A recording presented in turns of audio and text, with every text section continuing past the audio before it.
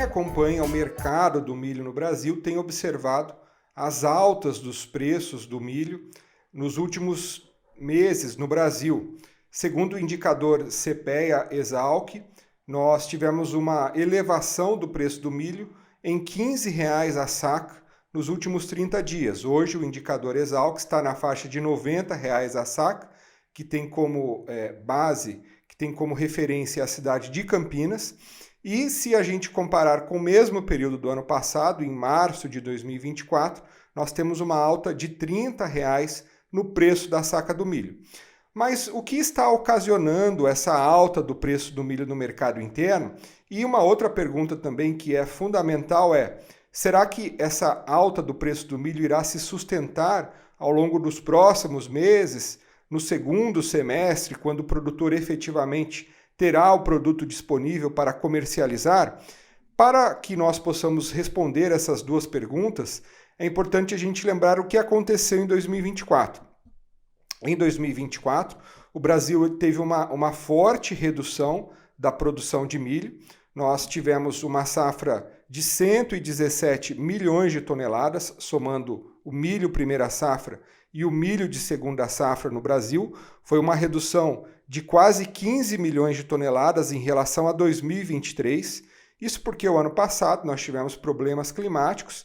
que trouxeram perda de produtividade em regiões importantes na produção de milho. Então, graças a esse volume menor produzido ano passado, produzido em 2024, e também graças ao aumento do consumo do milho no mercado interno que nós tivemos, graças também à melhor condição econômica do setor de carnes, devido às questões cambiais, nós tivemos um recorde de exportações da carne bovina, da carne suína e da carne de frango. Nós tivemos um aumento do consumo do milho no mercado interno no ano passado e no primeiro trimestre desse ano. Um outro fator também muito importante é o aumento da demanda do consumo do milho para a produção de etanol, que é um fator que cada vez mais tem influenciado e irá influenciar também essa dinâmica do mercado do milho no Brasil. Então, nesse ano, em 31 de janeiro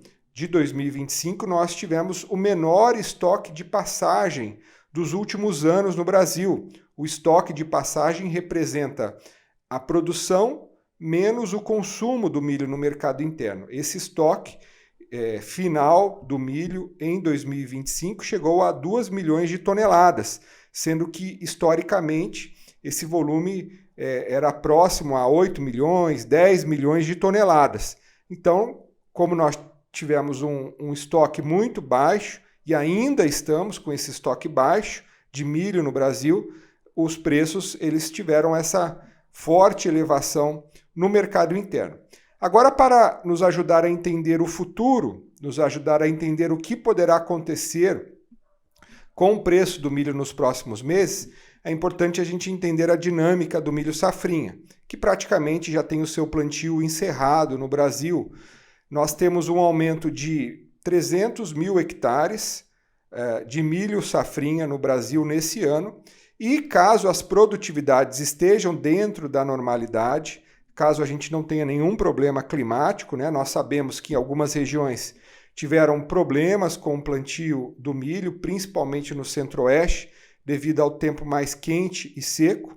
mas levando-se em consideração um cenário de produtividade normal do milho safrinha, a expectativa é que em 2025 a produção de milho do Brasil seja de 123 milhões de toneladas, ou seja, 7 milhões de toneladas acima do que nós tivemos em 2024. Então, se esse cenário se confirmar de maior produção de milho no Brasil, e lembrando que esse volume também pode aumentar caso as produtividades estejam acima daquela que está sendo esperada, né, dentro da média histórica, nós teremos uma recomposição dos estoques do milho no mercado interno no Brasil. Então, a partir do momento em que nós iniciarmos a colheita do milho de segunda safra, a partir de maio, junho e julho, os preços eles irão recuar, voltando aí para patamares dentro já de uma normalidade.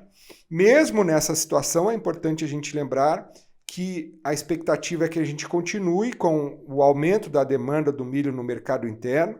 e isso também irá ser um fator que vai ajudar a apoiar o preço do milho no segundo semestre desse ano e no primeiro trimestre do ano que vem. Agora, o que eu quero